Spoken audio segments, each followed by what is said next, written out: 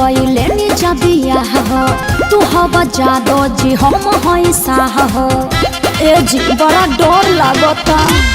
Love marriage कइले नी जबिया हो तू हवा जादो जी हम हई साह हो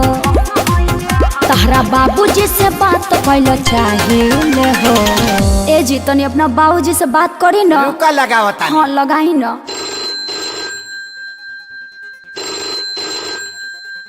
हो पप्पा हम बियाह कैले लियो का बियाह कैले लिए हमरा ले बतैले तू बियाह कैला त हमसे बतैला ने बतैला त हम कह के बताई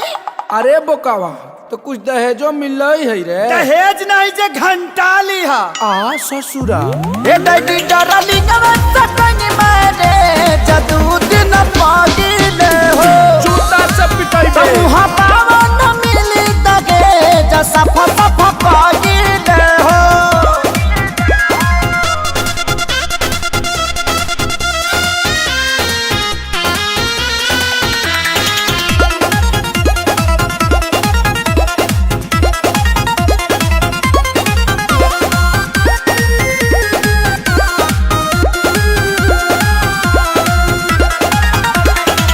एक तो गलती कइले बनी जा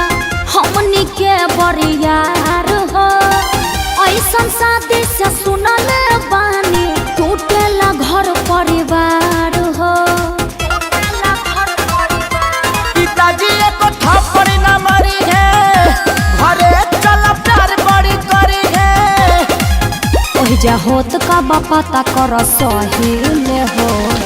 अरे एक बार और लगाई ना रुका एक बार फिर लगाओ तानी ए पापा हो पापा हम सुहाग रात मनाई ले लियो पंडित जी से दिखौला हवे अरे तो सुहाग रात में पलंग के जरूरत लगल है पंडित जी के थोड़ी लगल है ए डैडी डरली नवत कनी मारे जदू दिन पागिले हो गुजार छटवाई बे मुहा पावन मिली तगे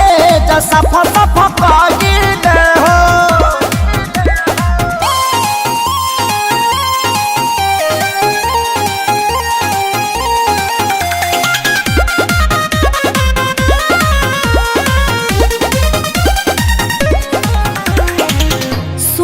अखिलेश हमार का पता के रूह हो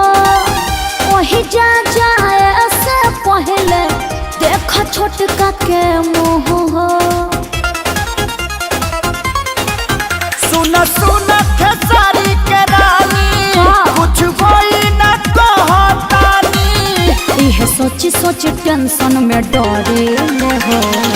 हर एक बार लास्ट प्रयास करो रुक जा एक बार और लगावा है ए बाबजी हो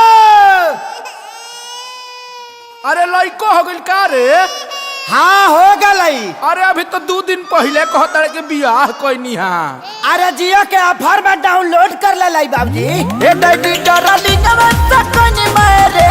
जदू दिन पागिले हो तमुहा पावन मिली तगे जसा फसा पागिले हो तोरा डार्लिंग को वार्निंग है घर मत लेके आना।